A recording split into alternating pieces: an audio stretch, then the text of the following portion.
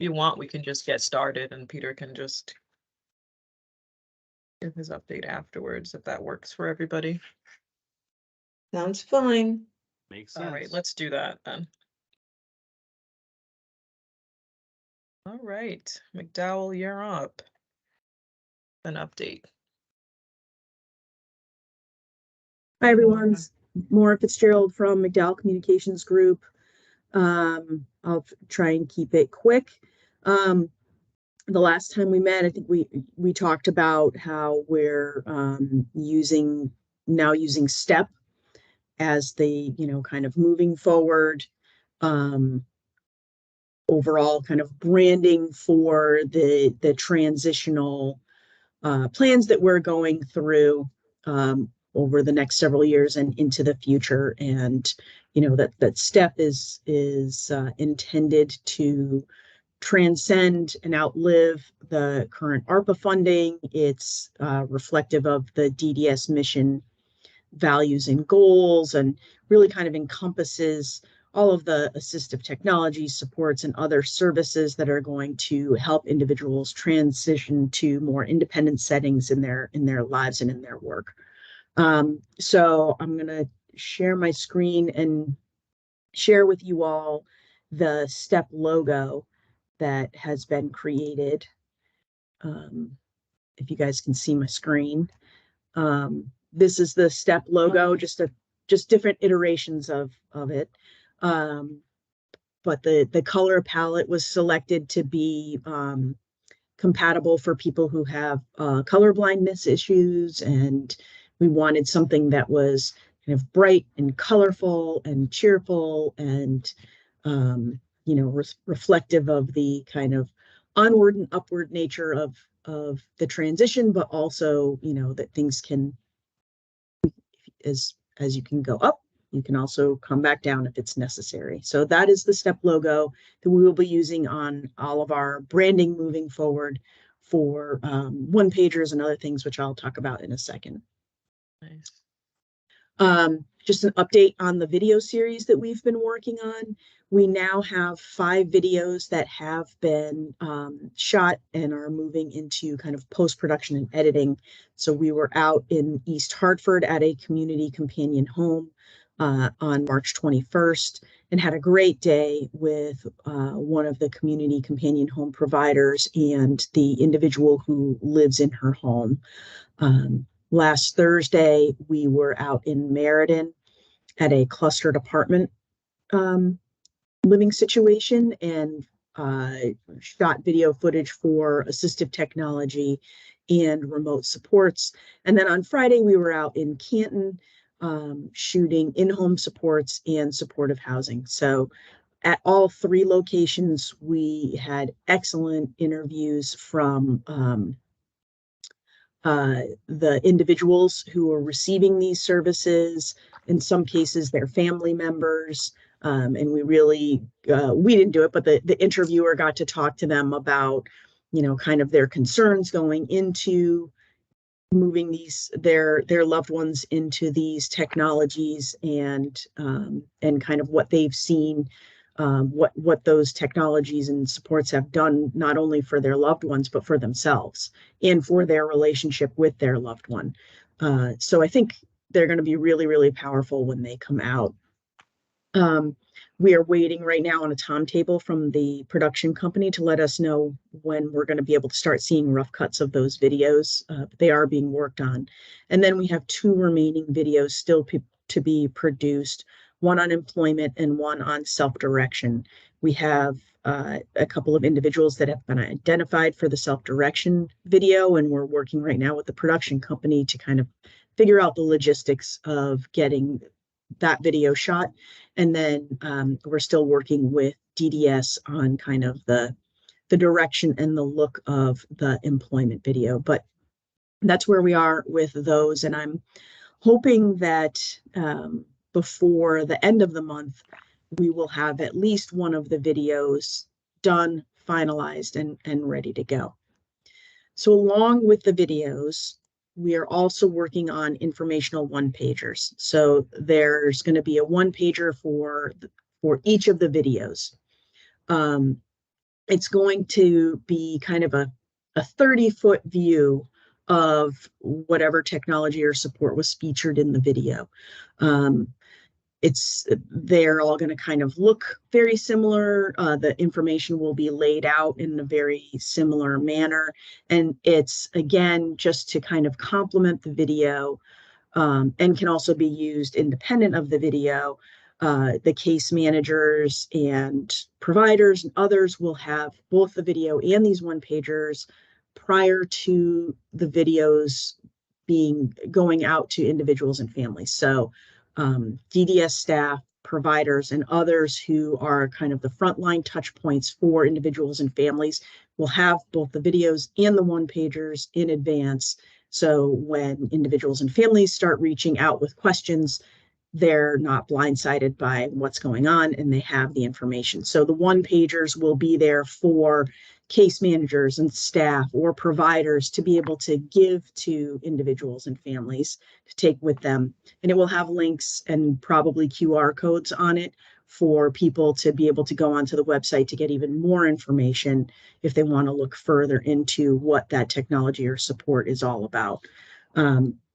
So we have sent the first one and a template off to our graphic designer, who is going to be working on a designed template for each of these. And we're hoping that these are going to be, fun and colorful in the STEP logo, themed colors. They're going to have hopefully graphics or possibly even pictures, because we had a photographer taking stills at each of the video shoots. So we're waiting for them to send the stills to us. We might be able to incorporate them into some of these one-pagers, just to make them a little more fun and a little less text heavy.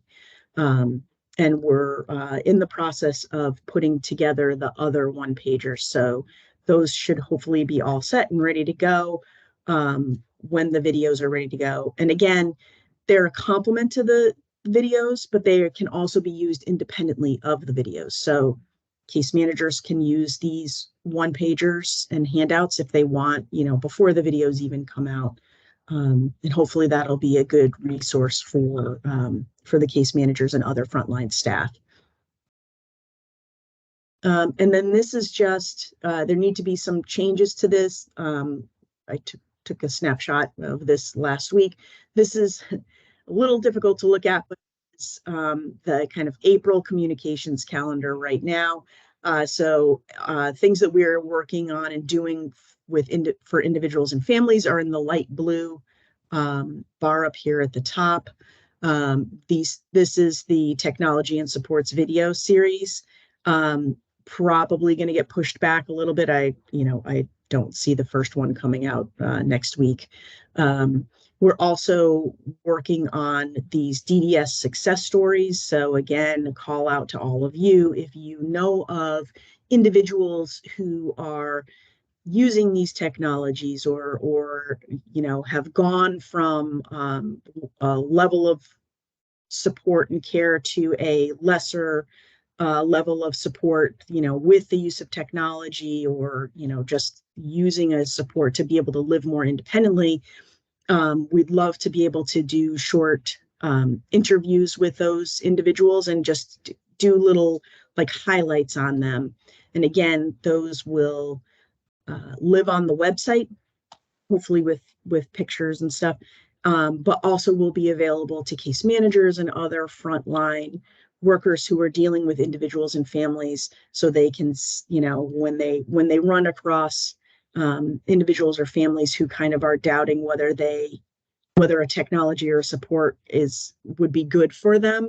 These are just small little vignettes that case managers can look and say, well, no, look, here's, read this, or here's the story of so-and-so who used this technology, and here's what it's doing for them. This could be good for you too. So we're working on those. The maroon line are things that we're working on for the DDS staff. The staff email updates, we're working with Kevin Bronson on providing short updates for the commissioner in his Friday emails. And then we're also hoping to get into a more kind of off schedule with his messages, just to send something out that's more short, but step focused for staff. And so those are the things that we are working on. And one other thing, just to update you all, we have hired a web designer, and that person is going to be working with us in DDS and the DAS web design team to design a new, or never existed before, design a new step landing page that will be on the DDS website, but people, individuals, anyone will be able to access it directly from the DDS website. So we're have a meeting this afternoon to coordinate how all that is going to work. And then hopefully relatively soon, we'll have a step web page that will contain all, will house the videos, it'll house the one pagers, it'll have a calendar of the forums and other events that people can attend. It'll have obviously a description of what STEP is. It'll have a link to the existing ARPA website, which is also going to get a redesign and a refresh once the STEP page is done.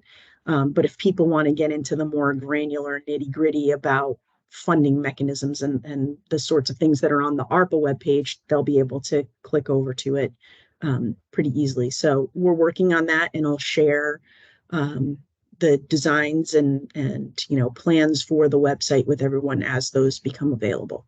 And if anyone has any questions, I'm happy to answer them.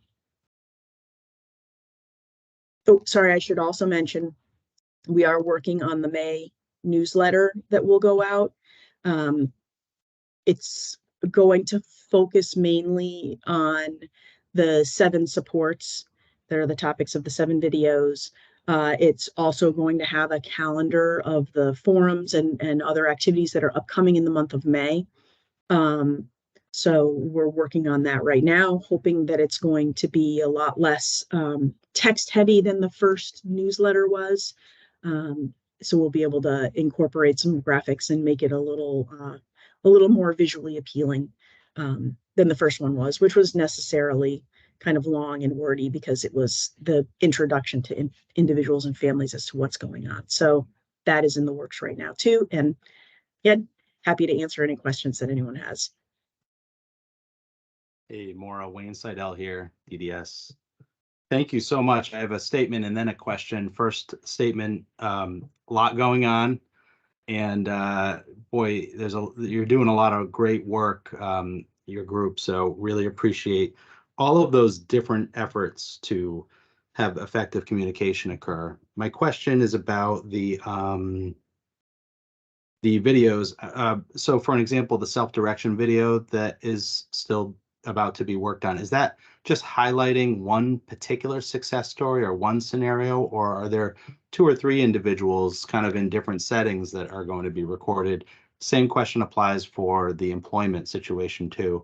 I'm thinking about years ago when we did employment idol videos highlighting, similar, and I think back in the days of DVD, each DVD contained, 3 or 4 different scenarios, as opposed to just one to kind of capture a lot of different things. But I don't know, what is the approach that's being taken here?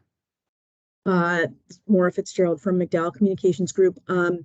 So we're still trying to figure out self-direction a little bit. DDS has identified 2 individuals to feature in the video, and I'm not familiar with them myself, but one individual kind of owns and runs his own farm in East Granby and does really well with his self-directed services. And then the other is an individual in Tolland, and I'm not quite sure what her story is at the moment. So we're just working out with DDS and with the production company the logistics of featuring both of them, since they are in 2 different locations. The logistics of that just become a little more complicated and expensive. So we're working on those details right now, but the goal is to definitely feature more than one person. And with the exception of the CCH video that we did, I believe all of the other videos are going to feature more than one person.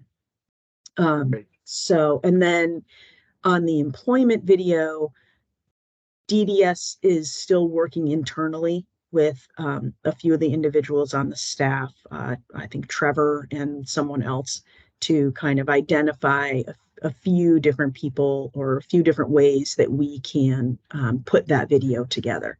So both still kind of TBD, but definitely with an eye towards mixing it up and featuring different people in each video. Thank you. I appreciate that. Inside LDDS. Sorry, one more question. I know a letter went out to families in March. I think you were saying it's monthly or bi-monthly. I don't recall, but if it is going, if there's another one coming out in April, will we be able to take a peek at it first? Maura Fitzgerald from McDowell Communications Group. The newsletters go out bi-monthly. Okay. So the first one went out at the beginning of March. The next one is supposed to go out at the beginning of May, but DDS would like us to try and get it out a little bit sooner, more, in the end of April, because it will have in it the calendar of events for the month of May. So the goal is to get that done beforehand. Because these are being mailed out to the individuals and families, it makes the timetable a little bit, it crunches it more, because we have to allow for the design to go to a printer to be printed, then it has to go to a mail house, go to a post office. So it takes about like 7 to 10 days from when the newsletter is totally finalized to be printed and sent and whatnot. We would like to share them with the committees, certainly at the very least with the committee chairs, like before the final approval process, before DDS gives the final sign off on the newsletter and it's ready to go to the printer. And then as we did with the first one, but hopefully with some more lead time, the goal is that the newsletter will be distributed via email to DDS staff, providers, and other stakeholders identified by DDS in advance of the newsletters hitting the mailboxes of the individuals and families. So staff and others will have the newsletter before individuals and families get it. So again, if they get questions, they have the information in front of them before individuals and families do. Thank you.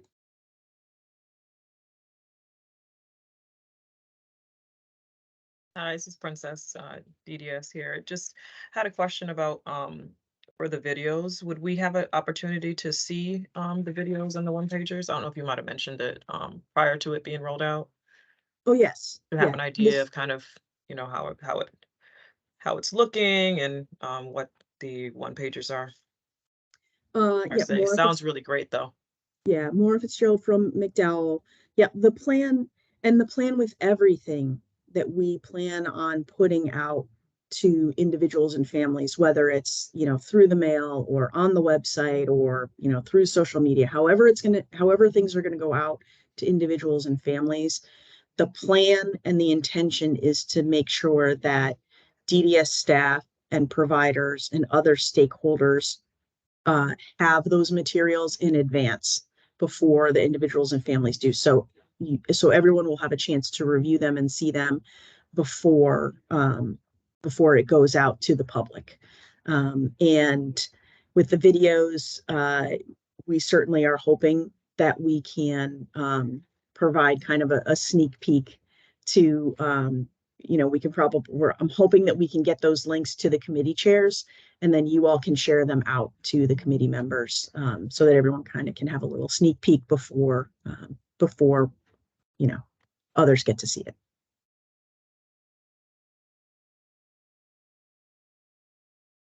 Sorry, I was on mute. Thank you so much. You're That'd welcome. be really helpful. I'm looking forward to seeing those. I know that takes a lot of work, so when we had some of the Saks folks talking about it, and folks are really excited about it. Dawn has a question. She has her hand raised. Dawn. Yep. So, thank you very much, Maura. The communication, it looks like everything is going as planned and great. I just wanted to say, and I don't mean to be negative, and I understand the whole movement is to get those individuals, and this is probably more of a question more to DDS than you as communication, but I understand the purpose of the ARPA money is to get individuals out of the group home settings into more independent settings with technology. However, I'm concerned as a parent that we're losing sight of those who these step-on programs or step-up programs would not be beneficial for those most with the higher level of needs. I think some parents may want to see what a video or something on what an existing group home looks like, because that still has to be a model. I mean, we still have to have services for those higher level of needs. I mean, we cannot miss that boat and these individuals. And my son is a one-on-one, very high level of need. So I see all this, and this is great and in this encouraging. And boy, do I wish he would be able to, be on his own at some point, but whatever. But I'm just afraid that we might be losing sight of that, and maybe something can be done to focus on some of those. Yes, there are those who have high level of needs, and there might be some technology that can be used for them. But, I don't want to get out as a parent that group homes are going away. I know the push is to get those who are more independent out into these different type living situations, but I just want to make sure we don't lose sight of that whole other large population of our DBS Yep. And individuals. this is more from McDowell. I'm gonna turn it over to Peter in 2 seconds because he can answer this much better than I can. But just to let you know, Dawn, we made a very big point in the first newsletter that went out to kind of put on there, what Yep. STEP will do and what it will not do. And, so one of our big messages is, the group homes are not going away. They'll always be a place and a need for them. But turning away from the communication side of it, I'll turn it over to Peter because he can discuss this more. Yeah, this is Peter Mason. So let me answer that for you, Dawn. I mean, one of the things that we're looking here, as we've seen, is that we're in like a state of transition with group homes at this point. We have individuals who are aging, and those individuals who are aging came into a system where the only place to go was group homes. Exactly. And so what we find is that we have a vacancy at a house, but to have an individual who has more significant needs to go into that house is going to disrupt everybody else in the house. And so we have this whole dynamic going on. So what we've tried to do with this is twofold. One is to start the conversation that the group home isn't everything for everybody, that there's a place for the group home, and we're starting to try to shift to that. That's for individuals who have more significant support needs. Those that have less support needs should be looking at how we can accommodate them in the community. So that's trying to shift that conversation and have people start looking at the community versus group homes. So that's one of the things we're trying to do. And then the second piece to this is also trying to start realigning some of this. So as people move out, what we're looking at as part of these plans is to have providers to start looking at how do they restructure the houses that they have so that there are places for individuals who have more significant disabilities. And so, because right now, the way it's all thing is you may have 3 people here and then there's a vacancy, but we can't find somebody in that vacancy because of the support needs there. And you may have Yep. a couple people over here. So if we Yep. can try to do some shifting of people, opening up a Yep. home that then can be converted to work with individuals who have more either significant medical or behavioral needs. That's kind of what we're trying to Yep. do. So it's though the incentives aren't for individuals who have those needs, it is trying to shift it so that we can restructure those homes that have vacancies, that we are allowed then to be able to find more placements for people.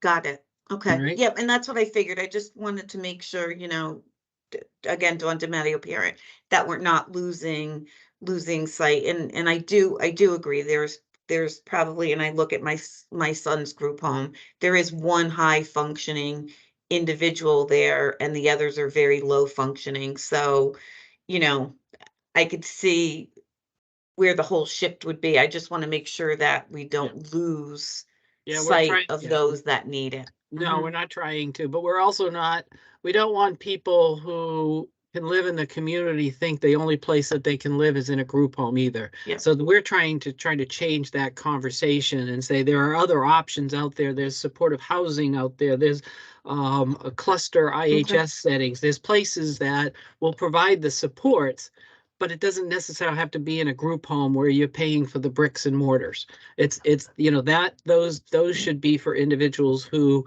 have significant either medical or behavioral needs in order that they need that kind of support at this point. Okay, thank you. Marina, Sorry. you're on mute. I'm mute. There we go. Sorry. Yeah. So I'm just sort of echoing Dawn's point. The point here isn't so much the strategy, which I agree with. I think you guys are doing it, right.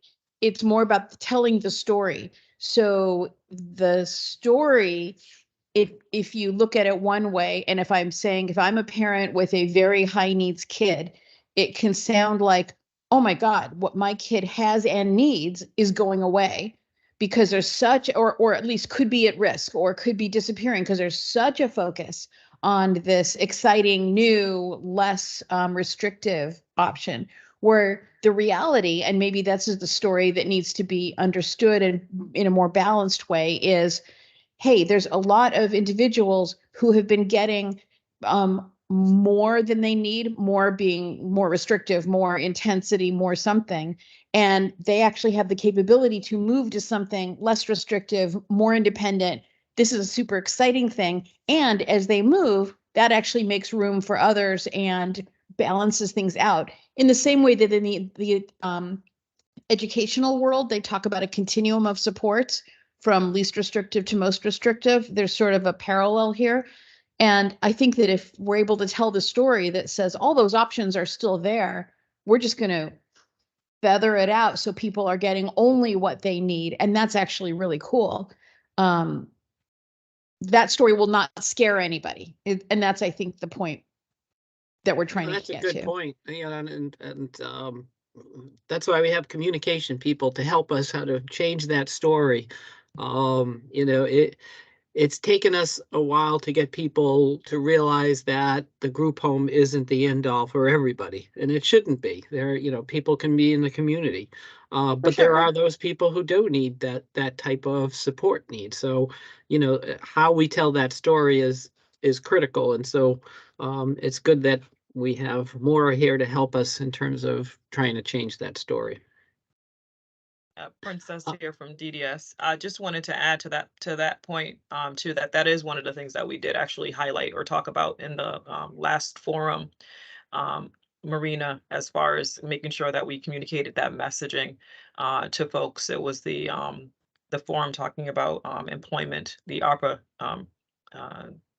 transformational piece around employment, and it was highlighted in there. And I think that you're absolutely right about making sure that the messaging is reaching folks on that point. And maybe that's a really good thing to add to the newsletter as well, or other messaging. Mhm. To make sure that case managers are even communicating that, and that's a part of our messaging too when we're talking to families, and that they understand that. So that's a good point. Thank you for bringing that up, Marita and Dawn.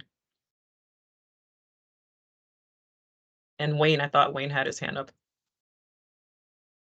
Yeah, I took it back down. Oh, It was a quick point that I wanted to make, just highlighting on one of the things that I think I heard Dawn say, and it's just we want to make sure that internally for our internal DDS engagement, it's not just a focus on those moving to least restrictive or all of those pieces.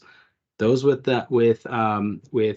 intensive needs also, there's something in ARPA for everybody, right? And I don't want to lose sight of that. So, as I'm thinking about the videos that we're creating and everything, I'm always, and I've heard this said in other areas too, we also want to see folks that have complex needs highlighted in those videos as well. So if we can find those success stories and bring those to the surface, I think that's a real important point. We just don't want to lose sight of that. And from an engagement perspective, we want to make sure that all of our staff are thinking that way as well. right, Princess from DDS. And I think that's what Dawn was alluding to, is from those videos, I think it would be helpful for parents to see folks with higher needs and more complex needs in those videos using assistive technology and demonstrating how transformation is working for them.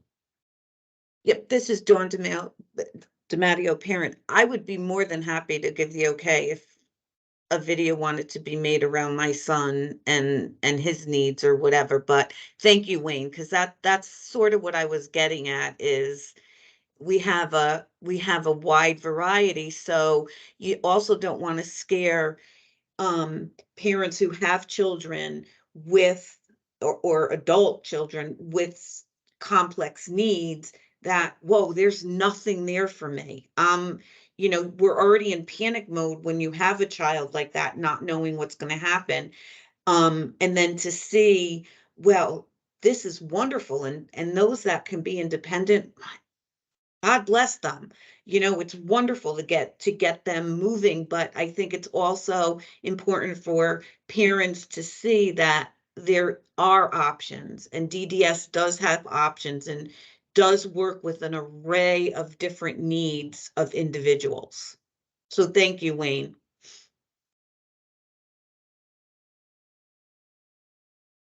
Maura, We have Maura. can you, Yep. Maura, this is Peter Mason. And I think the other thing that, DDS, in my view, also needs to make sure that we're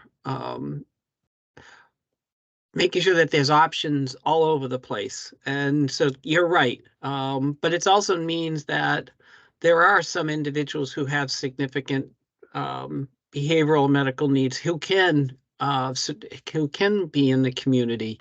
And I think one of the people we looked at, one of the videos that we were looking at demonstrates that. And maybe you can touch on that a little bit more. Sure. This is Maura from McDowell Communications Group. I was actually going to say one of the individuals that is hopefully going to be featured in videos that we shot last week. We unfortunately weren't able to shoot him that day because he was sick, but we're making arrangements to go back out. But this individual previously had been in a group home, had a fairly significantly high level of need, and they were able to successfully transition him into this clustered apartment setting, and he now lives on his own with the use of assistive technology and remote supports and whatnot. He had significant behavioral issues, and the behavioral issues have, for the most part, been alleviated and gone away. And he, is happy and functioning really, really well in the clustered environment. So he is one of the success stories that we're going to be featuring in this video. so that people can see that individuals with a high level of need can successfully transfer out. Because one of the things that we're trying to make sure that we kind of combat or account for is families who watch these videos and think, well, that's great, assistive technology, that's great. That's great for people who can use that, but that's not for my child.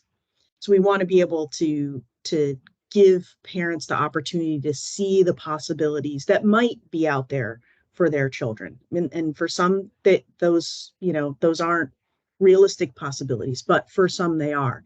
So we are working on that. And I totally take your point, Dawn and Marina. And Peter, maybe, when I talked about these one-pagers that we're doing, we're starting with 7. Actually, I think there's going to be 8 because I think employment will have 2 one-pagers to it.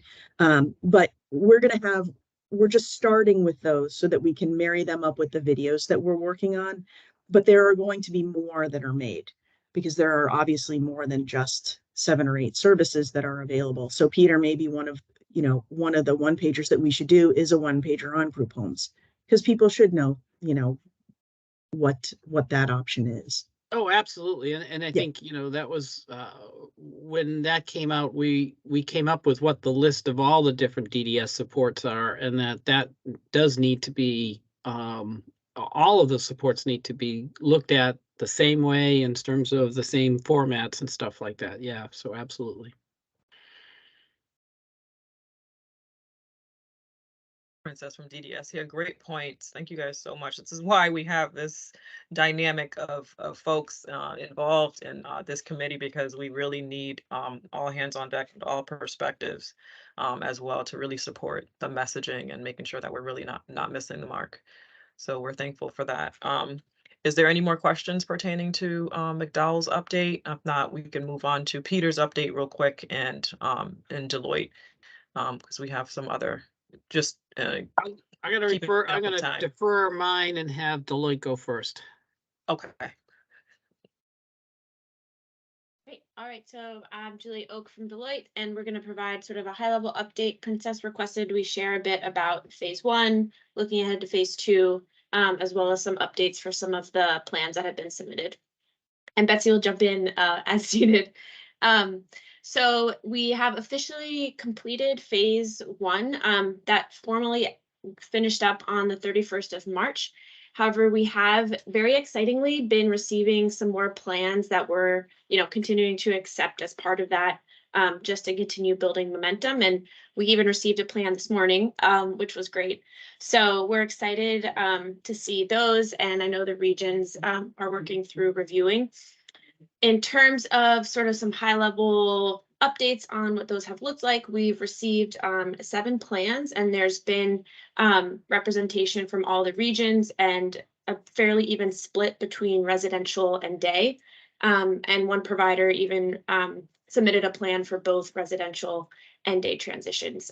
So I know we're really excited that we have sort of all those areas represented. So as we're sort of taking lessons learned and best practices, we have a good variety to pull from. The other thing to highlight is we are also seeing a variety of approaches for plans. That includes in terms of, transitioning not a lot of individuals, a couple, and a large transition. One provider, I think they had 11 settings or so that they were working to do transitions in. So we have, a big variety in terms of the scale of the transformations. And then also a mix of how providers are using STEP to sort of enhance and advance work that's already ongoing, as well as using the STEP funds to start new initiatives or really get things started that they aren't already in progress. The other thing that ties back to the discussion we were just having about some of the communications pieces is that we have seen some providers that are talking about, using assistive technology and group homes, both to build independence for individuals that may not be suitable for transition, as well as those that may be looking at transition. So I think it kind of ties back to some of the comments we had earlier around, how STEP and this, so the efforts can sort of be applied for folks with different levels of need. And the other piece is, we of course have the STEP incentives for the residential and day transitions, but ARPA, there are many pieces outside of that. The supportive housing grants that have been going out and some of the other notices of opportunities. So we have been seeing providers integrate those other opportunities for funding into their plans, which is something we're continuing to communicate just so folks know, the broad span of what's available for them to use. So it's great that we have some providers that are already doing that, and it still remains top of mind for us to continue messaging, so providers can really use the plans to be as creative as possible. And one quick snippet of a plan we received recently. It was for a day transition. They highlighted in their plans some exciting sort of ways to help encourage integrated employment. So in terms of education and engaging with individuals and families. So they're doing weekly sort of support groups to give information about, employment and what does that look like, whether you already have a job or maybe interested in getting one. And then are also going to be starting quarterly family sessions that will focus on, overcoming perceived barriers to employment. And then they're also will be starting as part of the transition plan monthly peer support groups for employment. So that's just sort of one example that stuck out as sort of an interesting way that a provider is approaching engaging individuals and families in the transition process. Betsy, anything to add on the submitted plans? Okay. I'll pause there. Happy to answer any questions on submitted plans before we keep rolling with other updates.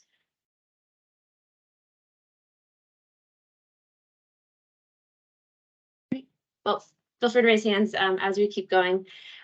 So in terms of, generally one thing Princess wanted us to talk about is how did phase 1 go and sort of how have we used the findings from that to inform phase 2. I think the fact that we've gotten 8 plans is huge, and it's great to have sort of a sample to see what providers may be putting in their plans, both for, thinking through guidance for phase 2. And it's also the other sort of big takeaway from our team from phase 1 that we're already working through updating is the transition plan templates. That's the form that providers use to submit their plan to DDS. We got a lot of feedback from providers around sort of level of effort to complete, ways to streamline. So that's sort of like a really tangible way that phase 1 is informing phase 2. Because we're working through updated transition plan templates that are more streamlined and leave a little bit more sort of wiggle room for providers where a narrative response may be more appropriate if they're doing something a little bit different or, a little that doesn't fit as well in a yes or no kind of question.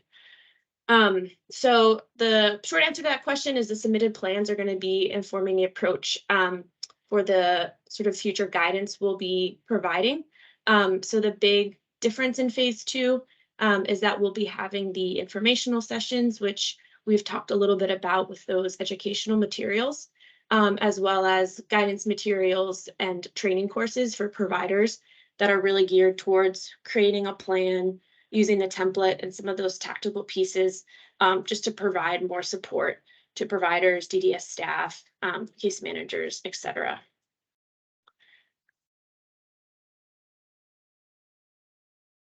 Any questions on sort of the transition between phase 1 and 2? Wayne said LDS. I do have a question about your previous section, and that is, as the transition plans come in and are approved, and maybe we don't have an answer for this today, and that's fine if not the case, but just something for us to think about, how is that communicated to the staff at DDS, and for, how is that communicated in general, families and everything else? I know I've heard that case managers are asking about who are the providers that are offering these plans. We want to know, and we want to know what they're doing, and so so that they can let families know, or if they have somebody on their caseload that would fit perfectly into what a particular agency is doing, they'd want to know. So just something to think about, what's the process to make sure that we're letting people know. Yeah, Wayne, this is Peter Mason. So each region has established a review team. And that's led by the resource administrator. But also on that team is a case manager supervisor, and the case manager should be involved, so that as they're getting a plan, they're trying to incorporate the people who will be part of that plan. So probably why people are asking those questions is we haven't had many of them. And so I know that they're starting to review those too. And so they are trying to filter it down into the case managers so that they see that. Because we want to look at, on DDS's part, we want to make sure that it's following the guidelines of what we've decided, what the plan's about. But also, is it feasible? And, in order for us to do that, we need to make sure that the people who are more on the ground have a chance to see that. And also part of the plan that they submit is how do they communicate that to families? So there has to be part of the plan states, this is how we're communicating it to families, but within DDS, that's how we're doing it in terms of the review process. Thank you.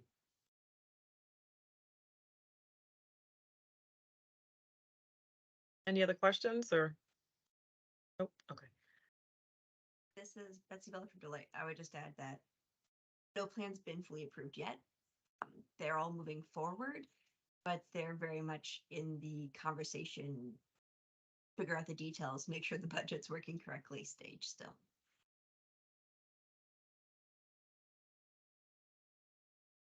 Julia Oak from Deloitte. So the last update to share is just sort of a status update on the educational materials.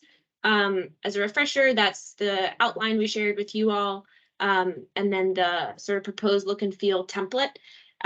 This will be paired with the informational sessions, and it'll be tailored for 3 audiences: providers, case managers, case manager supervisors, resource managers, and then DDS staff and leadership, which will include Pratt, abuse and neglect, and some of the other sort of important stakeholders. So what we decided last week is, given that we at that time didn't have a lot of details around what the transformational model may look like, we'll be sharing with this group for an offline review.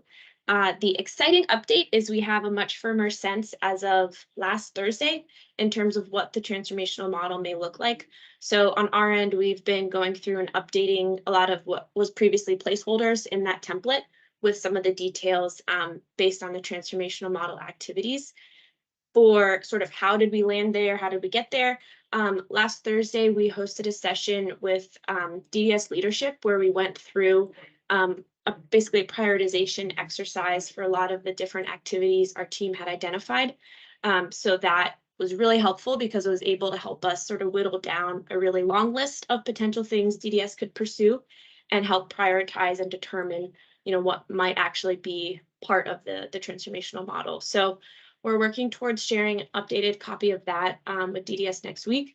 And then so you all we'll share a copy of it with the co-chairs to send out to the group for offline review.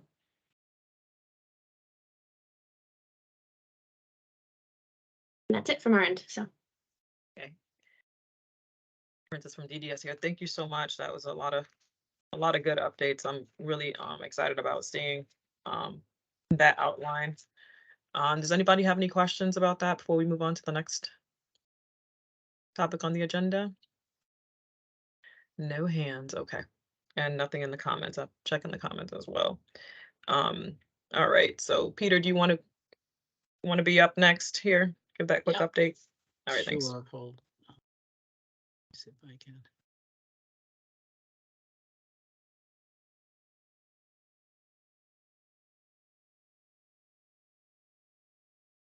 Can people see that? Yes. We can see it, yep. Just make sure I can get the slideshow. All right. So, is it bigger now? Did I make it bigger for everybody? Or is it still small? Looks Yeah. fine. Huh? Yeah, it looks fine on my end. Yeah, looks good. Okay. So this is an ARPA update. I did this for a larger audience, so some of the stuff people already know, but just in case. This is the way we look at it, once in a lifetime funding that we're getting from the American Relief Act. And it's available to enhance and expand or improve person-centered HCBS services. The HCBS is the Home and Community-Based Services Waiver, which is how we get reimbursed for the government, from the federal government, through the Center of Medicaid and Medicare Services. And what this did is provided us a temporary 10% increase of what we actually got. And we're able to use that money and on certain things that would help to expand and enhance our services. The large part of this we had is going towards private providers as they were dealing with the pandemic and coming out of the pandemic. There were a lot of issues in terms of stability and for providers who were having issues with reduced income because of lower attendance, because people were home because of the pandemic. So we were able to provide some stabilization payments for them, and we've continued that.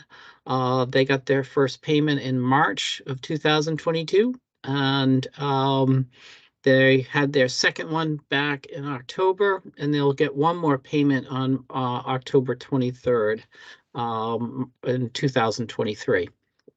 Also, as part of that, we also know, because of all that's happened with the pandemic, is their workforce has had really big issues, and there's been the vacancy rates in terms of staff has been very difficult for providers. So we've been able to give them additional money to help in terms of bonus payments for longevity payments, for signing bonuses, just to try to keep their workforce as stable as possible.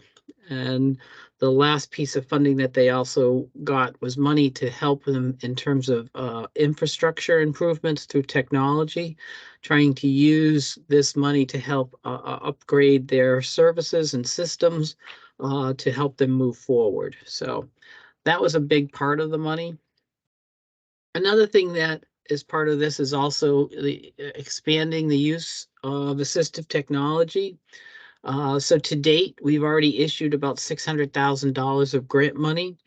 We have additional grants that are out there right now. We have grants for individuals and families who want to apply. We have grants available for providers. We also have set up employment in 8 employment settings where they could use additional assistive technology in those settings. So we have 3 of these going right now. And we have, I know that there's, as of 2 weeks ago, we had 34 applications from individuals and we had 7 from providers. So, this is, people are being able to use this. We've used some of the money to enhance the assistive technology equipment in respite centers. The idea was to start introducing assistive technology to the individuals who come to our respite centers, so that everybody starts seeing the value of assistive technology and what it can do for them. We're in the process of offering trainings to our DDS staff and provider staff on the use of assistive technology. It's something that we believe the more people understand it and what it can do, the more that it can be used and assist people in the community.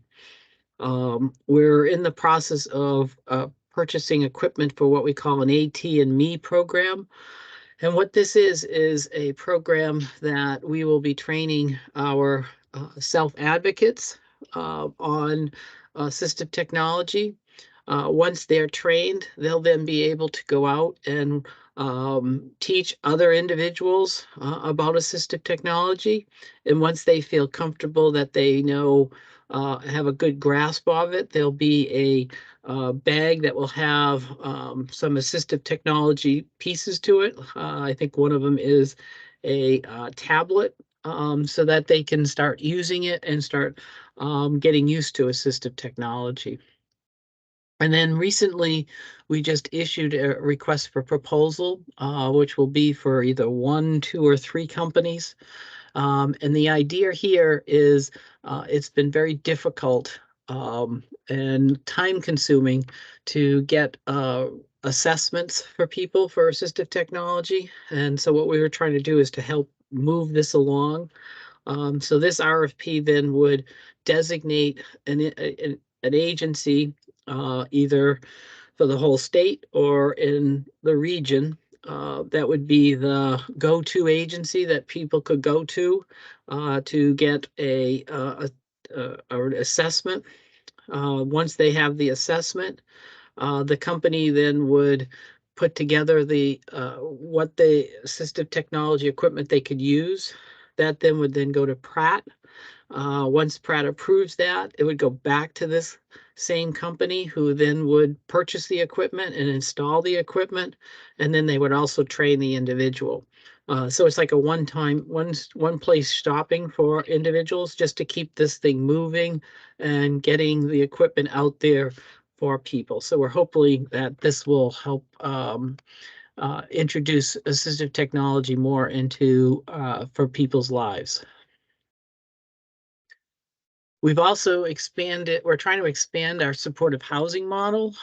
So just in case, I'm sure you've all heard this, but just in case, the supportive housing model is where individuals are able to live in an apartment complex. Apartments are designated for individuals who have ID. They're usually equipped with assistive technology in the apartment, and there's a company or an agency that is also on board, so they're there 24 hours a day. That they have, so they're providing the supports there, and the individual apartments are scattered throughout the complex, so that they're not in one wing or anything like that. They're just part of the complex. So we've been doing that, but we've been doing it through what we call project-based programs. And what that is a developer and a provider get together once, and then they go through the Department of Housing, and once approved, then it gets built. And it takes usually somewhere between 18 months to 2 years for these to start from the moment it starts building. So it's a big lag. So what we recently issued was a notice of opportunity that would see if we can use existing apartment complexes to establish supportive housing supports. Our hope is that if we could do that, that would cut off some valuable time that people could have available to live in the community. And so we received a number of proposals, and so the committee is going through those, and will be issuing contracts with those selected awards. We also, as part of this, we're trying to create and implement an employment network for individuals who self-hire their own staff. So we issued a contract with Rewarding Work, and they had established a new website for us. So if you're an individual self-hires your own staff, you now can, when this is up and running, we ran into a glitch. It was supposed to start March 1st. We're hoping it will start within the next couple of weeks. What we'll do is, if you hire your own staff, you'll be able to go on there and advertise that you have a job opening, and individuals will be able to post their resumes on there, and it will be there's a matching piece that will allow individuals to be able to match their needs with the staff that's out there. That's the short-term solution. Our longer term solution is bringing in the Department of Social Services individuals who self-hire, so it will be a larger group. And we've got the drafts going through that. The idea with this is, this may take us a while to get to, but the idea as part of the long-term solution is also to establish a process where there'd be some kind of emergency backup staffing component. So anybody who self-hires their staff and somebody doesn't show up, we're looking at how do we then have this emergency staffing program set up that would be able to vet individuals and would be able to be there in case of an emergency.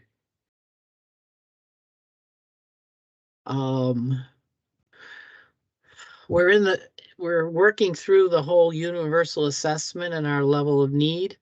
So we've sampled, we had about 61 individuals we've sampled and trying to determine the level of need versus the universal assessment. And there was a confidence level of about 80 to 95%. We're working through those results right now. That what we found is that there's a number of changes that need to be done with the universal assessment to make it more compatible for people with ID. And so we're working through that process as to what that would look like, and then how that would get redone. The other issue we have is that to do the universal assessment is a 3-hour process, where right now the level of need is about, for us, about, I think it's about an hour, 20 minutes to an hour. So there's a big time lag here, and individuals who do the universal assessment have to be individually trained. So there's a whole component as to the logistics of how we would do that, which once we get to the point of we feel confident that the universal assessment does what we need it to do, then we'll have to look at how do we logistically implement this. Another piece we're looking at is the case management system. I've just hired a project manager to look at how other states, there's 5 other states that have the kind of system we're looking for. We have an older system, we call it Cameras. It's been around for 20, 25 years. So it's obviously needs to be upgraded. This allows us to upgrade that. Our goal is to make it much more electronic. So families would be able to log into it and see their file, and providers would be able to log in and see the individuals on their caseload and be able to download all their authorizations and individual plans. So we're working through that. The goal is they'll have something identified by the end of the summer, and then look to see to start implementing it somewhere in the beginning of next year. We've got our critical incident management system that we're working through. This has been this is a system where we look at claims from Medicare. So if somebody goes in a hospital and they have a claim, we then try to see if we can match our incident report to that claim. Most times they do match, but every now and then there's this critical incident happens that we don't know about it. This particularly happens with not just with providers, but also individuals who live with their families, and the family may not let us know what happened. And somebody has a head injury, and we need to figure out what happened with the head injury. So it's something that we're working through, and the improvement will help us in terms of tracking and reporting capabilities of the system, and we'll also add a level of need into that to help us to know the type of individuals we're working that are being shown up in the system. And then we have what we call the National Core Indicator Survey, and it's for quality purposes, and we use this in terms of measuring how we're doing with our CMS federal agency. We used to do this by having case managers and DDS staff do it, but it was something that we were having a hard time finishing because staff shortages, all those kind of things. So we've worked with Yukon Health, and so they're now in progress at this point. They're about halfway through, which is further along than we were when we used to do it by ourselves. We're waiting when they finish, they'll then give us a report that will give us a lot of statistical analysis. So we're pretty excited about that. As you know, we've hired Deloitte to help us with the transformation process. We hired McDowell, and we're in phase 1 at this point, and we're moving to phase 2, which we just talked about. So that's basically the update. I know it's a lot, but I don't know if I've gone through it all again, so I just want to make sure I had this for everybody. And let me know if anybody has any questions. Stop sharing.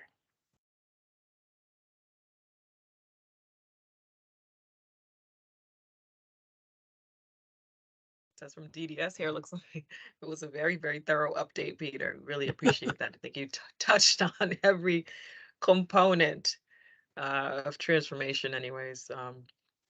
But it's important to hear again, and it's important for these meetings too, that sometimes it seems like we touched on stuff, but there's people that do join from the community as well, from the public, that don't know what we're talking about. So it's helpful. Anyways, does anybody have any questions for Peter on that? No? Yeah, this is Peter Mason. I Okay. just want to make sure because when we talk about it, all we usually talk about is the transformational process, the step process, and there's so much more out there that we're doing, and that times to get put in the background. But those pieces are moving along, and we have to make sure that we keep that that people know that we're working through a lot of different things to help change DDS in small ways and large ways. That's from DDS here, and I think you definitely covered that. And although our committee's purpose is for engaging DDS staff, it's important for us to know kind of the bigger picture as to what's going on too, and how everything is just intertwined, and really furthers the effort. So thank you for that. So for the sake of time, we have I just want to cover a few things on the agenda really quickly. Um, and let's see, we have communication, divisional communication, and under that we have Tom Marinac here to talk to us a little bit about CCH. That was one of the models that we have, and I just wanted to make sure folks are a little bit informed about that model. Tom, you ready to? You're on. Yeah, sure. I'll try to keep this as succinct as possible. So, my name is Tom Marinac, and I'm the CCH manager for the community companion homes in the North region. Okay. And, I'm sorry for the redundancy if a lot of you know what CCH is, but it's kind of nice. Some of the parents were talking about some of the higher level of need folks and like how maybe some of these other programs might meet those needs. So hopefully this little presentation, let me share here with you my screen. And let you know, Xfinity's working on the street. So for some reason, if I cut out, let me know. I usually hear people say, Tom, you're froze, and I know I have to reconnect. So, can everybody see my screen? Yes. Okay, hopefully this is. If anybody has any questions too, you feel free to just shout out, as I'm going through, because I can't really see people if they raise their hand as I'm kind of going through the presentation. Okay. I'll keep So let's tabs. see if this thing will. So, okay. So what is a CCH? I'm not going to read these, word for word from the slide, but I think the best way to say what a CCH is that it's kind of like DCF foster care. Everybody knows what foster care is. But the difference between CCH and DCF foster care is that, kids who are in foster care, they're usually put into the program because of something, health and safety issues kind of going on at home or whatever. Okay.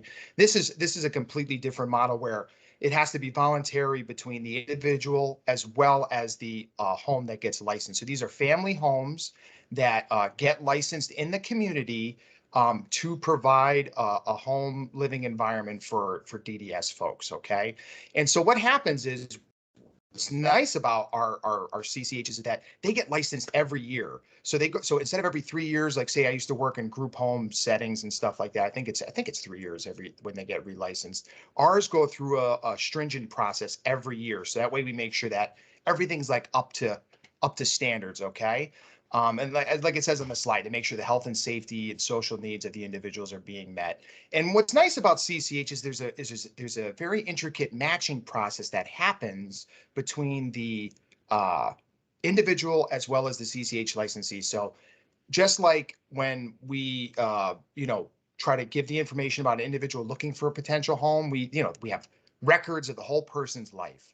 Well, with CCH, we try to help make sure we do this thing called a home study with the licensees that kind of talks about their upbringing, their family dynamics, things they like to do for fun, things that are in the community, where they like to vacation, if they have pets in the home, kids, family traditions, church traditions, if there's any. And that way we can give that information to individuals that are looking at CCH to say, you know what, like, listen, this person doesn't celebrate these holidays. It'd be really rough if I moved in there or something like that because I do, or vice versa, things like that. So it's just a little simple example. So we try to make sure that people match with the home that we try to match them up with. Okay.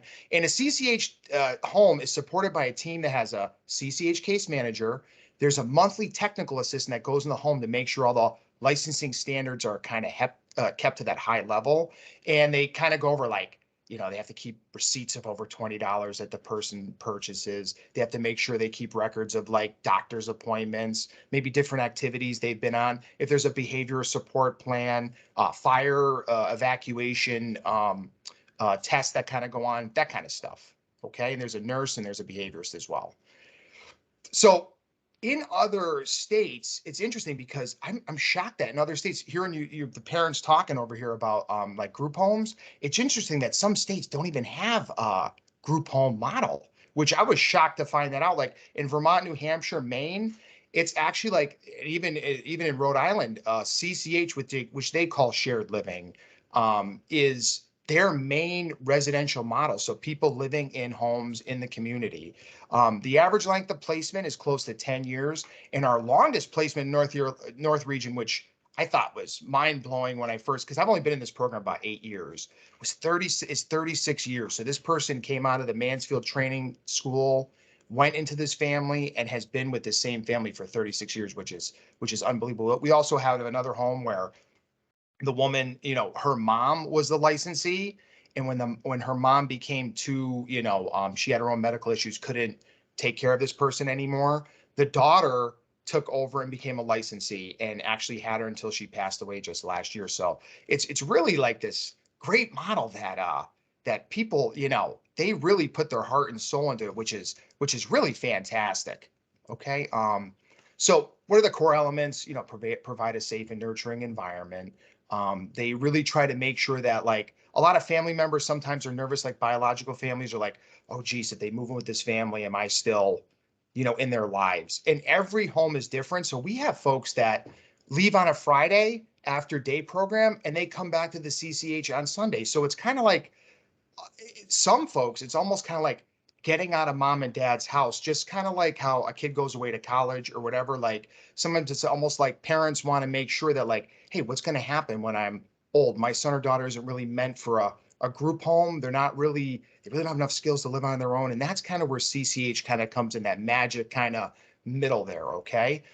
So obviously we have goals on their treatment, on their individualized plan, and we look for, meaningful life skills and how to access community resources and services. We make sure that obviously medical and safety needs are met, and that we try to match folks with people that their age, gender, and culture and religion. So just quick little anecdotal story. We had a woman who was like, Polish, everything was Polish. Her mom spoke Polish, she spoke Polish in New Britain. And the mom had a medical emergency, had to go to like long-term care facility, right? And so we just so happened we had this one licensee, Beata, who had an opening in her home, who speaks Polish, total Polish tradition, and like literally lives 2 miles from where the mom is placed in a nursing home. And so it was a great transition for her to move into this home because it was kind of like she didn't even miss a beat. Everything is very similar to the way her upbringing was. So we really try to match people as best we can with those, like I said, age, gender. We have younger folks with younger folks. We have younger folks with older folks. It actually makes up the whole gamut. So how a person typically becomes a CCH. I feel like no one really has to have special skills to become a CCH, but it's interesting. I feel like everybody is involved with DDS. They all know somebody who gets DDS services, and it really just has to be somebody that has an extra room in their house, that has a good heart, and really just wants to like give back to the community, or they're actually looking to have kids are off in college and they're kind of like, geez, I have an extra bedroom. It's kind of lonely in the house. And that's kind of where they come from. So they usually give us a call. They go through an application process. They have to provide, they're in good health. They get three written references from people who are not related. And, we have to get background checks. Like I mentioned before, the home study interview. The home goes through a fire safety inspection, and they have to make sure that those repairs or whatever need to be done, like the water temperature has to be a certain degrees, rooms have to be smoke tight, that type of stuff. And then we have our licensing department go out, and they're super punctual. The minute we send in the paperwork, they're already scheduled that same week to go out and do an inspection of the home. We go through, abuse, neglect training, program development, how to even communication. We have our psychologist or behaviorists sometimes, like if they're having difficulty with say maintaining positive relationships with biofamilies or vice versa. We try to make sure that everybody's part of that big team all working together. We go through CPR, first aid, infection control, medical emergency procedures. And these are ongoing trainings and that's usually with the tech that goes in the home. They kind of make sure that all this stuff stays up to licensing standards when they go out there monthly. And then we also have, if somebody, especially if a person has one of the individuals in the home is age 50 years or older and has dementia, that we make sure that they get that dementia training. So that's where it goes to that specialized training. Or if somebody's matched with a home and say they were diagnosed with depression, then we try to have our behaviorist or psychologist go in there and help the licensee know what signs and symptoms to look for, how to follow a behavior chart, how to track that, medication working, not working, that type of stuff. And like I said, we try to match on similar interests. If we have a person that loves to go hiking, we don't want to put them in a home where they're they're homebodies, and they rarely, they go out in the community, but it's not as much, it's a beautiful day and they're not hiking for all day. So we try to really match the person based on similar interests. And what we do is, what's nice is that we do have emergencies. Like I said, like I mentioned, that one woman where the mom went to the nursing home, and she needed a space right away because she couldn't be left alone. We try to, under normal circumstances where like I said, mom and dad know something's kind of going on, they know they want to make plans for their son or daughter, and we start doing the matching. They could meet people through Teams, they can go out for a cup of coffee, they can go over to the licensee's house, maybe have lunch, maybe spend a weekend there, maybe have the day program pick them up there so they could kind of see the routines and their daily routines. And then, once the family says, hey, this is a great match, and the licensee goes, geez, this is a great match, then we usually set up a transition date and we have them come in. But like I said, the individual's natural family is still part of their life. Like I said, holidays, vacations. We have licensees that go on vacation with the biological family, that's not ideal. It's not everybody does that. But what I'm saying is that it usually is pretty cool how you see how they all kind of work together to make sure that the individual place there, lives a very successful, meaningful life. And like I said, here, just what I said right there. And what's nice too is that, say something happens with licensee, say they're going on vacation and the person, for some reason, we have this sometimes come up where they don't want to go. And a lot of times the bio family is like, hey, they could stay with me while you're gone for the long weekend or the wedding or whatever it is. So, and like I said, so DDS case manager will visit the individual at a minimum of once every 3 months. So that's a little bit more intense than, say, regular case management. So we do it quarterly. And they go over different goals and stuff like that, just like normal 6 months in the yearly IP. And a lot of times when a person moves in, that monthly technical assistant and the other folks, like the behaviorist or the psychologist, they're usually doing more visits during that first month because they want to make sure it's a smooth transition. Each home has a nursing coordination and behavioral health services, like I mentioned earlier. And we try to quality management. So after a person moves in, the licensing inspector usually goes out within 4 to 6 months to make sure that like everything's up to snuff in the house and making sure that, you know, they're settling in and things are going well. And then, like I said, the yearly inspections happen annually, and they go through everything like a fine tooth comb. You know, listen, every licensee wants to have a deficiency free, and Claudine can probably attest this, always wants a deficiency free inspection. But the inspectors are so thorough that like, it's great when they actually, I find it positive when they actually find something, because I want to make sure that when we place these folks in their homes, that the services align with what the individual's goals are and that their medical needs are being met. And then we know that we can assure parents when their loved ones are in the homes that all those different needs are being met. Okay. And like I said, they got to keep explicit, you know, detailed receipts of anything over $20. So there's no financial exploitation, activities, fire, you know, like I said, fire drills, all that kind of stuff, where they're going on activities, different visits, vacations, how their day programs go and stuff like that. So the North region, I probably didn't update this slide. We have about 15 agencies that operate in the North region, and they provide, like I said, private agencies as well as DDS have CCH programs. So they all have their own behaviorist nurse, but the case managers are the same 5 case managers that oversee. We have about 142 individuals in the North region that we oversee. So there's 5 case managers in the North region that oversee all those folks. And we have about we have 26 homes in the process right now being licensed, which is great. So that way people want a home in New Britain. We want to make sure that we have a home in New Britain. If they have a home out in Pomfret, we want to make sure that there's places so people can kind of stay in their geographic area. Okay. Like I said, every case manager has about 30 folks, a little bit more now that they moved up to 40 hours. And so this, you know, for many licensees, the most important reward is not financial. It's the satisfaction and fulfillment that comes from opening their hearts and their homes to a person in need, that is truly it. Because listen, they do, I'm going to go on to the next slide where they do get paid, but it's true. Like it's crazy. Like we were doing a training one time where this one licensee said, I had an extra bed.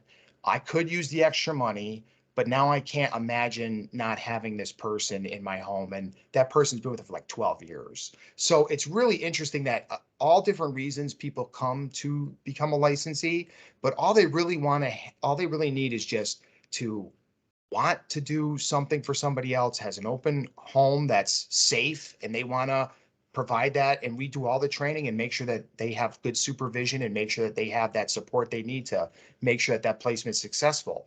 But these are the new rates, which just kind of came out, if you can follow along here. So if you look at like the difficulty of care payment, that's the tax-free payment that comes from DDS. So, and the reason why it scales up when the person's lawn level goes up is because we anticipate, you know, more doctor's appointments, maybe more intense, maybe a different diet, things like that. So that first line is what the licensee gets paid. That difficulty of care payment is the monthly payment that the licensee gets per month. And then the second where it shows rent is that when the person gets their entitlements, they get $500 that they pay to the licensee, and that does get taxed. That's a taxable rent.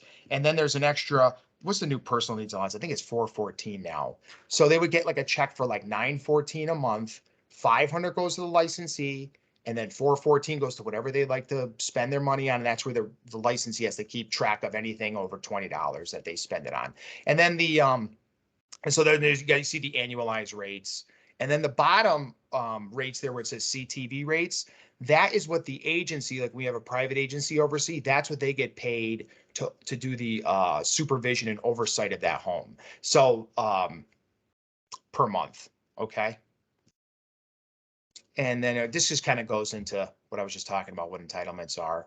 And a lot of times families are nervous about like, geez, you know, what would happen if they're not happy, or, you know, they had a 6-month honeymoon and things really aren't working out. Well, we try to address those issues. And that's why I think we try to get in there really early on and make sure that we can catch any of those things before they become big issues. But what we do is we try to work with everyone involved and identify other options. So whether it's another CCH, or if the person might need a higher level of care, or if they need a lower level of care. We have folks, majority of our folks fall within the 4, 5, and 6 LON score. So it's almost like I said, they have, they've been with a family. They might not have enough independent living skills to live on their own with some supports, but they also don't really meet that criteria for group home living. But we do have line 7s and 8s. And some of those cool stories, I just want to share one quick. Hopefully I'm not going too long here. We had a lawn 6, this gentleman, Lewis, I think he actually might be a lawn 7. He was kind of in a tough situation where he was in the transitional housing where he had no real place to go. And we were trying to get him placed in group homes. We finally identified, I think it was, Crest can probably attest to this. It was like 6 months to almost a year probably. We were trying to find a home for Lewis. And we were just so lucky that kind of came up was with this great lady who became a licensee, who's also a behaviorist, just happened to be a behaviorist. And Lewis was really looking for that family dynamic. Like he never really had a family growing up. And he went and did some visits, and like he got out of that transitional unit, the step down unit, and he lived with her, and she just was able to set boundaries, clear expectations, and Lewis really appreciated being part of a family, and he was doing really well. And to tell you the truth, I was talking to the case manager about saying like, geez, the group home opened up. We're like, okay, Lewis has got to move, like this could fall apart at any moment, that type of thing. And the licensee was like, can't Lewis like stay here? And Lewis was advocating for himself that he really wanted to stay, like he really loves them and wants to be with them.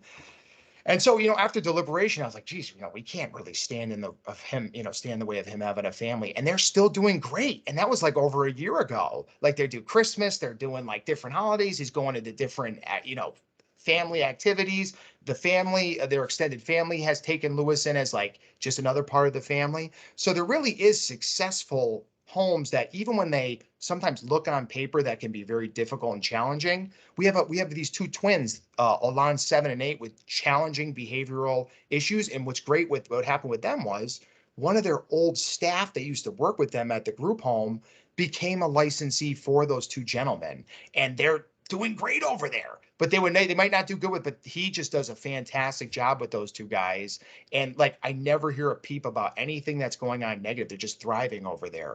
So we even opened up to family members potentially becoming CCHs for folks. So say like mom and dad are, something's happening with them. Say a brother or sister, they can become licensed because like they say, geez, I would love to have my brother or sister live with me, but I don't know if I could do it on my own, that type of thing. And that's where the team kind of comes in and helps give them that support. So we have some homes where it's a family member. We have one home where the next door neighbor who grew up with this girl, Samantha, he grew up next door. They were good friends, and she wasn't really meant for a group home. And he goes, hey, can I be a licensee? My wife and I be a licensee for Samantha.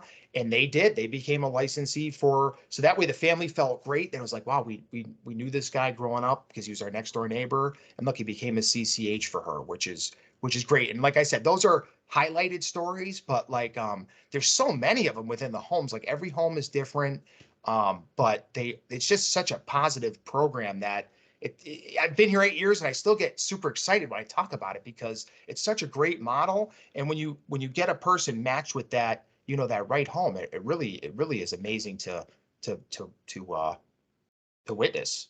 And then this is my old presentation. So this is just the secretary that we would contact when we do this, but that's pretty much it for the presentation. If you have any quick questions, did I go too long? I apologize if I sometimes be long-winded. Yes, Princess from DDS here. Not at all. We appreciate you sharing those stories because they really do speak to some of the comments that were made, the points that were made from Marina and Dawn, and that Maura was elaborating on for some of the success stories too. So we're hoping to maybe use some of those stories if that's okay with Yeah, with no, the team. definitely. Yeah, definitely. Yeah. Yeah. But Okay. if Does anybody has anybody any have any questions? I was gonna say, yeah, if anybody has any questions or you think about something, you can always reach out to me. A lot of times families are a little hesitant. I'll usually go out to the home and talk with the families, meet the folks, that type of thing, and kind of go through with them. But I really, overseeing all these different homes, I really just want to assure the parents and stuff that like I go through all these homes personally myself, and I really, without any biases, I try to really, if I was going to put my 3 kids in one of these homes, I usually like to think with the support of the team, because I know, like I said, I have my own biases and stuff towards different, everything like that. But really, we try to make sure it's a safe environment for folks that they're going into, and we're not setting them for failure or licensees for failure. to have those folks in there. Okay. Great. Thank you so much. Oh, you're Tom. welcome. Thanks for having me. Yes. We appreciate it. And, we can also to provide the slides to, the committee too as well later on. So if no one has any questions, we can just, move on to, just a little quick update about some divisional communication that's been going on. Wayne, if you want to update real quick, some case manager, great things that's been going on. We think we closed out, did we close out the winter series? Yes, we did. I'll be super brief because I know we're over on time. Yeah. Yep. So last Wednesday, we had a presentation we offered case managers an opportunity as part of our winter educational series to learn more about ARPA and get questions answered and all of that. We had about almost 100 case managers attend that event. A lot of appreciation for Peter, who started it off by doing the presentation that he just showed you today. Then Maura came on, and then Princess as well.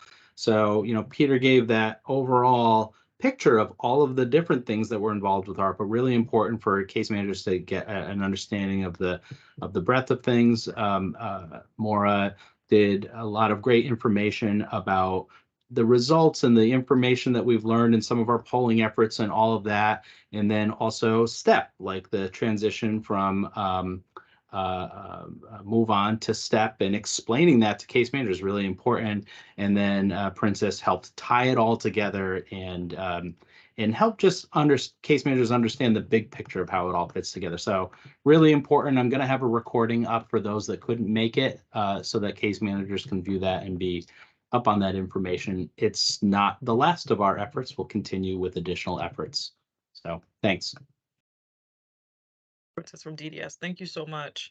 If there, obviously it continues with, the efforts continue with our internal trainings and updates. Case manager supervisors have their monthly meetings with staff to provide updates on information that they receive at these supervisor meetings monthly. And through, the email and communication updates that are coming through from both Jordan and, different things coming down about assistive technologies and other resources pertaining to transformation. So there's constant communication going on internally about that. With that, for the what do you call it? The action steps that we're looking at, of course, we're McDowell is asking for feedback for the next newsletter, which is to come. So certainly submit any feedback you'd like to share to both Chris and I in our committee member emails.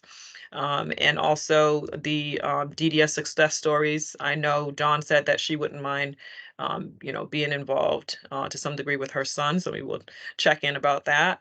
The feedback on videos, once McDowell gets us those videos, we'd be looking at those videos and providing any recommendation and feedback, the one pagers too as well, and Deloitte's outline to come. So those will be our action steps, and anything in between there. Between that time, communicated, we'll touch base with our committee members as well. So, and I know that we're over time and I don't want to take up any more of your time, guys.